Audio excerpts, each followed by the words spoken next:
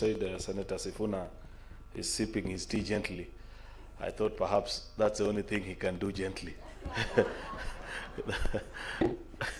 The Speaker of the Senate and all the leaders that are here, the Senate family, let me ride on the already established protocols. I beg to greet you all good morning. Mr. Speaker, I too have a written speech, but allow me to speak out of my heart and abandon the drafted speech so that I get to reflect properly on the meaning and the placing of this gathering in this beautiful city of Naivasha. Mr. Speaker, sir, driving down to Naivasha this morning, I reflected on the Senate and the journey that has been for the last few years of the existence of this Senate, and thought about its place and the reason for existence.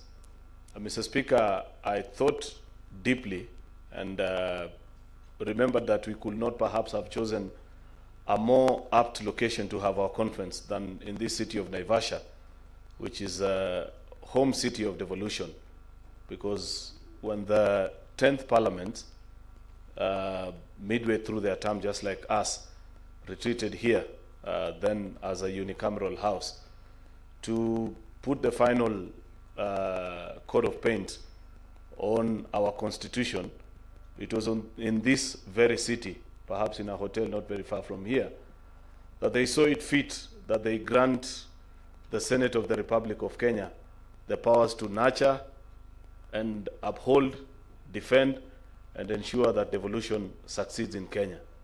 And therefore, reflecting from here, I hope, Mr. Speaker, that by the time we leave here, we will have asked ourselves whether we have lived up to the expectations of those gallant men and women who sat down in this city and saw that Kenya deserves perhaps what is arguably the best gift that this country has ever bequeathed itself since independence, in the form of devolution. Colleagues and the Senate family as a whole, I asked myself and would wish to challenge you into a reflection and perhaps some thought on who would you, if you're granted an opportunity, and ask who would you vote as perhaps the father or the mother of devolution in modern day Kenya. And I thought about many eminent Kenyans, people who made contribution. Of course, many politicians like myself would wish to claim that prize and think about we championed for this constitution and things like that. But my wandering post, when I thought about the life of one patriot, Dr. Crispin Odhiambo Bai, who paid with his own dear life for devolution to take root actually in this republic. When that gentleman chaired the subcommittee on devolution in the constitution making process, it was because of his very firm views and his unwavering stand on what devolution portended for this republic that he finally breathed his last, because there are many people who did not wish to see devolution and the success and the promise that it had for this republic. There are many people who believed that we should have remained as one state where up to date in 2025 we'd still be haggling over only one budget. That is commitment.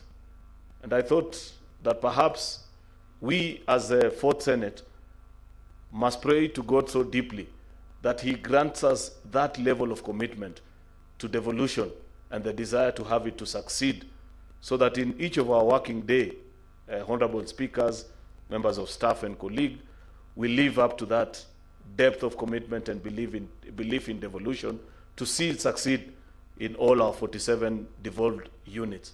Therefore, Mr. Speaker, we as a family, we have a very difficult task ahead of us, because each and every day we receive complaints from Kenyans who remind us that as a Senate, it is our primary responsibility and duty to ensure that devolution succeeds. And I will not engage you in a discussion of whether it is succeeding or failing, because you know the answers. You know what we have done well and the areas that we need to improve on. The only thing that I pray for, Mr. Speaker, is a level of commitment that that patriot had in seeing that devolution succeeds in our country. Because, Mr. Speaker,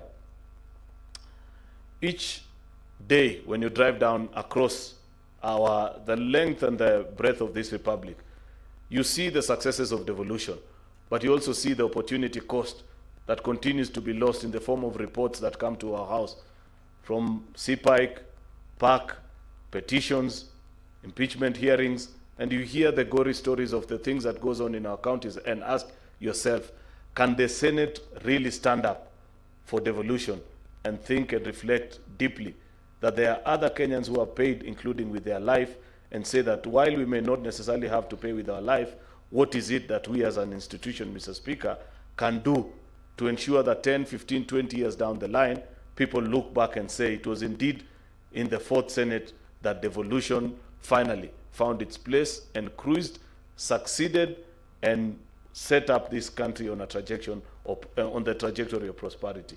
Therefore, that's my call to reflection to all of you, colleague senators, this morning. I thank you, and may God bless you as we begin this conference.